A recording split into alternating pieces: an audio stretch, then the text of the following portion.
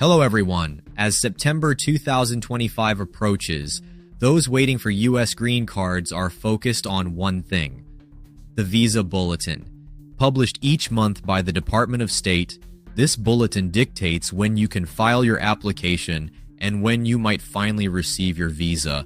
Whether you're sponsoring family members, seeking employment-based status, or relying on the diversity visa lottery, these priority dates determine your future timeline. And in this final quarter of fiscal year 2025, the picture looks both familiar and frustrating. In this video, we'll break down what you need to know about the September 2025 Visa Bulletin, including expected priority date movements, potential retrogressions, and tips on how to stay prepared. If you are liking this video, please hit the bell button, subscribe, and like it so that you may get updates straight to your smartphone. Now let's get into the video. The family-based categories remain the most emotionally charged. Nearly every month, spouses, children, and siblings wait anxiously to see if those beloved dates have advanced. In September 2025, the story stays largely the same.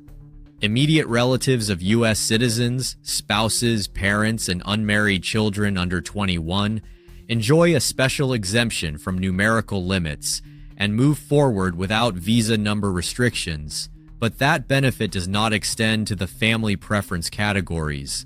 Spouses and minor children of green card holders, classified under F2A, may see slight forward movement, perhaps by a few weeks. But applicants from the most backlogged countries, Mexico and the Philippines, will likely see their dates remain unchanged. For the F2B tier, which covers unmarried adult sons and daughters of green card holders, priority dates are also expected to hold steady, with only marginal shifts for low-demand nationalities. When it comes to adult children and siblings of U.S. citizens, in the F1, F3, and F4 categories, the wait continues to stretch into years and even decades. Married sons and daughters in F3 and siblings in F4 from countries such as India, China, and the Dominican Republic face the longest queues. In many cases, their priority dates extend back to the 1990s and early 2000s, and September's bulletin is unlikely to make a dent. This lack of movement stems from statutory caps designed decades ago and the outsized demand from a handful of countries with deep immigrant histories. Occasionally, minor forward movement in less backlogged regions offers a small glimmer of hope, but applicants in high-demand chargeability areas must plan for a slow, steady journey rather than sudden leaps forward. Turning to the employment-based side, the picture is more varied. The EB1 category, reserved for priority workers, outstanding professors, researchers, multinational executives, or individuals of extraordinary ability, remains current for most countries. That means those lucky enough to qualify under EB1 can both file and receive final action dates immediately. However, nationals of India and China in EB1 still face retrogression, with their priority dates stuck in place or shifting by the smallest increments. This slowdown reflects persistent demand outpacing the annual per-country limits, even in the world's most elite professional class. In contrast, the EB2 and EB3 preferences paint a tougher picture for many. Skilled professionals holding advanced degrees or individuals with exceptional ability in EB2, along with skilled and other workers in EB3, see their priority dates largely stagnant this month. For applicants from India and China, EB2 priority dates remain anchored to mid-2019 and early 2013, respectively, while EB3 dates hover around 2012 for India and 2016 for China. Mexico and the Philippines encounter similar freezes, with only modest, symbolic movements, if any. The reasons are familiar: a fixed, legally mandated visa pool that must be shared across multiple categories, and the carryover of unused family-based numbers dwindling in recent years.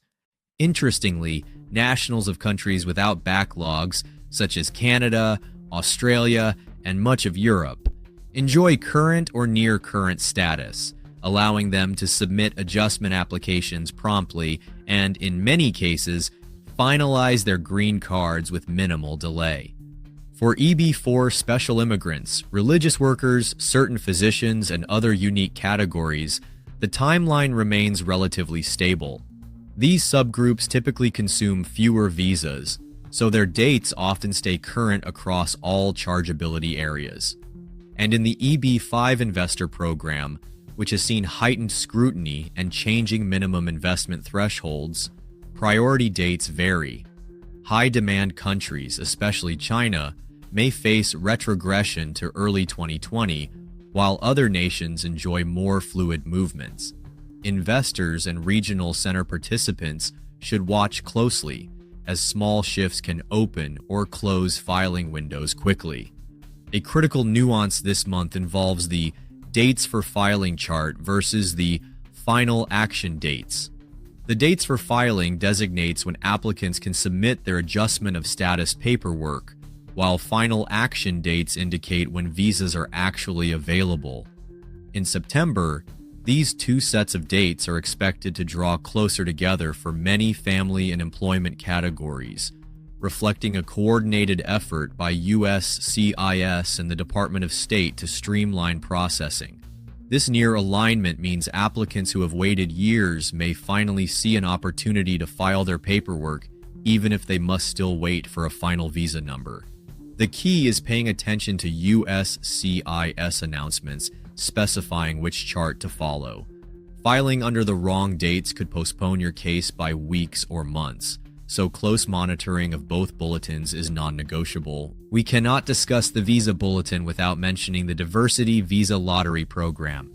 Despite broader policy shifts, the Diversity Visa category continues to allocate 55,000 green cards worldwide, with regional caps ensuring representation from low immigration countries. September's bulletin holds stable cutoff numbers for Africa, Asia, Europe, Latin America, and Oceania. While these dates rarely swing wildly, they remain a lifeline for hundreds of thousands of hopeful applicants. If you've won the lottery, this month's steady numbers should give you confidence to complete your consular processing without fear of sudden retrogression. So what does all this mean for you? If you are from a country without a backlog, your path remains clear. File your application as soon as the dates for filing chart allows and keep your documents in order. For oversubscribed nationalities, this is a month for careful planning and patience. Review priority dates, set realistic timelines, and prepare your supporting evidence so you can file the moment your date becomes current. Consider consulting an immigration attorney or accredited representative to navigate any gray areas and avoid common pitfalls.